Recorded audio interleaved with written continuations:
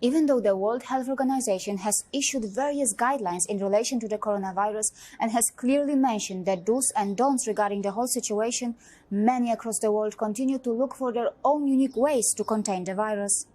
In particular, the media outlets in countries like Pakistan and Malaysia were quick to pick up the story of a small Hindu group in India which organized a gathering in which the participants consumed cow urine as a measure to increase their body's immunity to fight off any potential encounter with the coronavirus. Quite rapidly, this became a global story as the media outlets from across the world decided to give this incident a lot of exposure.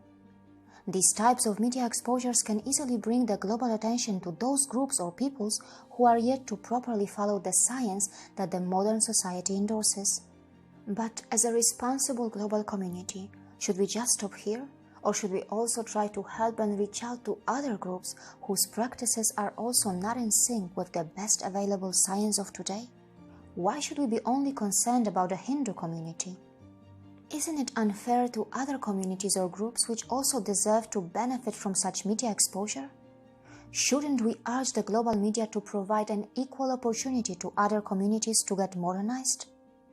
For example, the World Health Organization has warned against consuming camel urine, but the consumption of camel urine for its medicinal purposes is still a common practice in many nations. What is even more disturbing is that camel urine is actually linked to the spread of a disease known as Middle East Respiratory Syndrome coronavirus, which was first identified in Saudi Arabia in 2012. According to WHO, the MERS virus has been identified in dromedary camels in several countries, including Egypt, Oman, Qatar, and Saudi Arabia. Born in Saudi Arabia, this disease even took the lives of many in South Korea.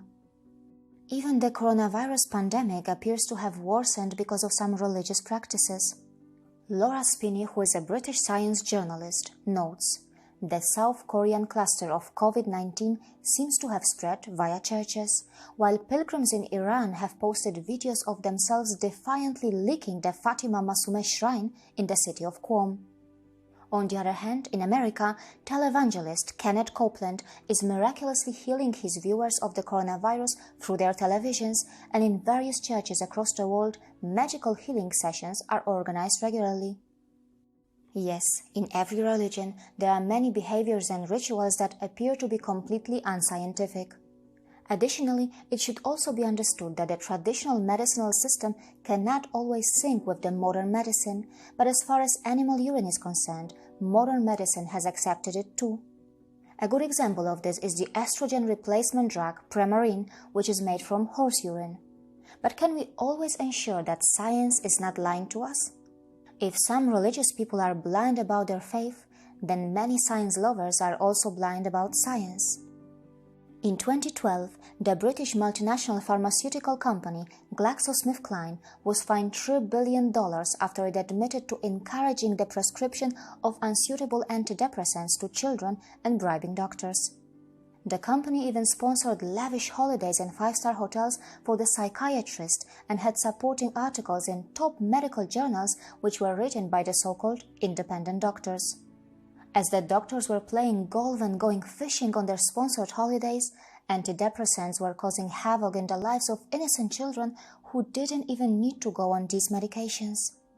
Another antidepressant drug sold to adults was packaged as a wonder drug that could even help you stop smoking, stay happy, and lose weight.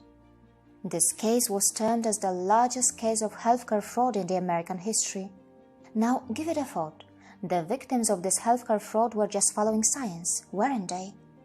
In case you want to broaden your perspective on science and scientific misconduct, I recommend you this episode, which is already available in public domain. Yes, we want to be progressive, and some of us even ridicule old traditions and traditional lifestyles, but have we done enough to discourage our own behaviors which are not backed by science? Have we done enough to educate our modern women about FASD?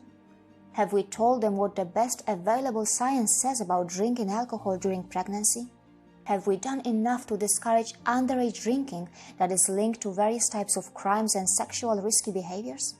Have we also realized that we are also creating a type of societal pressure on others to follow our ways and choices which are not even backed by science? Yes, we are rightfully concerned about some unscientific traditional practices as well as the spread of coronavirus. But have we done enough to discourage promiscuous behavior and casual dating that leads to multiple partners and the spreading of all sorts of viruses and infections? Don't we know that the best available science clearly says that no amount of protection can guarantee safe sex? Yes, it may be easy to criticize people, cultures and nations, but it is very difficult to do a sincere self-introspection. Keeping that in mind, I have published a series of multiple episodes that should help the viewers in broadening their perspective. As far as the coronavirus is concerned, the smart thing to do is to visit the WHO official webpage to get the latest updates. If you like our work, please come forward and support it financially. See you again.